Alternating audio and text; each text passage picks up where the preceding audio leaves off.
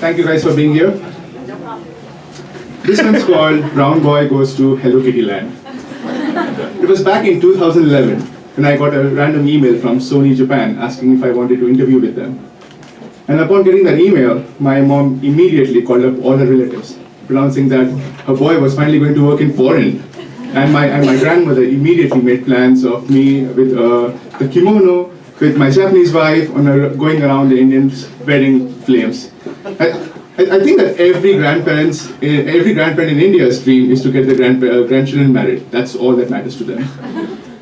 But anyway, after I did actually get the job, and I decided to go to Japan after a 3-month Japanese training program. And if you think that Quantico is intensive, you should meet my Japanese language teacher. Because 6 days a week, 9 to 6, she would torture, educate us. And everything from extempore to flashcards to dictation and other forms of inhuman torture. I was finally in Japan in November 1st, 2011. And boy, I was finally there. What I had seen in movies and in YouTube, it was now in front of me. I had ramen for lunch, I had okonomiyaki for snacks, I had sushi for dinner. I was living the Japanese dream until I started my first day at work. In my interviews, I was told that I would be the only. I would be working in a global team, and then there would be people who would speak English in the same team as me. But when I get there, I find out that the only global element is me, and nobody spoke a word of English. Why was I screwed? I started off. The first few months were incredibly hard. Everything was in Japanese. I felt that I was missing out on so much in terms of communication, and Google Translate became my best friend. But that did not worry me as much as the frustration that came from curry talk. Oh, you're from India. Do you eat curry? Is that all you eat every day? Is it full of spices? Is that only thing that, do you put spices in everything? That became the daily coterie of my conversation with everybody around me. And in the beginning it was fine, right? Because I was the ambassador in India, trying to show that India is beyond the land of chicken tikka masala and garlic naan.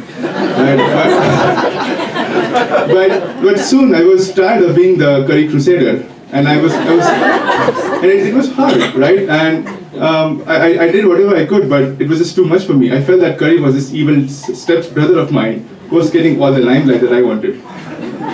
But eventually my language did become better, and I moved on to talk about more important topics, such as Pokemon, right?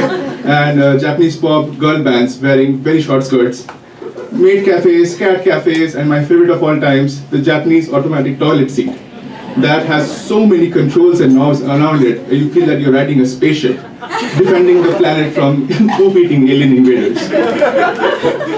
Japan was a lot of fun. Seriously, guys. I don't think I felt bored even a single day while I was there. There were a bunch of culture shocks. Trains, for example. The trains in Japan are so punctual that I could log in to my work at 9:27 a.m. every single day. Now, coming from India, that is like magic. And it took me quite a while to get used to that much punctuality.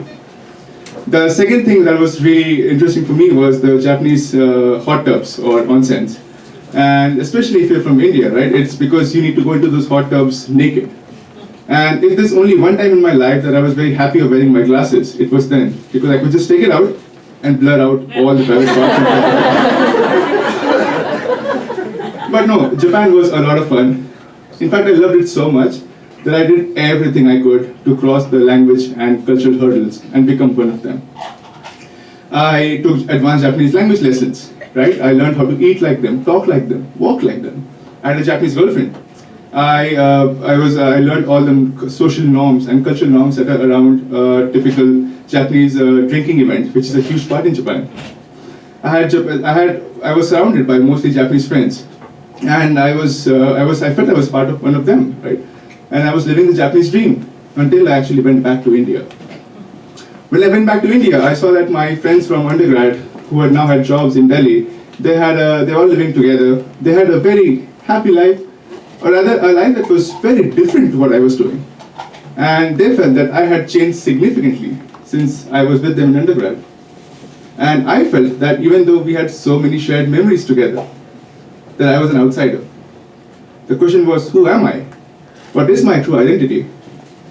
Am I one of them? But wait, am I not one of them? And those are the questions that kept bogging me down for a couple of months. Until eventually it dawned on me that I was blessed with multiple identities. My identity had started off by being a point, but now it was a spectrum. And it was completely fine to be anywhere in the middle of that spectrum, because identity itself is very fluid and is constantly evolving. Even at Wharton, when we first started our semesters, or the first years or whatever, we met with so many people from so many different diverse backgrounds. But eventually, we all gravitated towards people who shared our same identities as we did.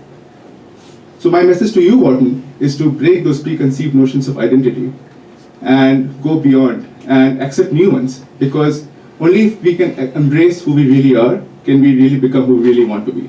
Thank you.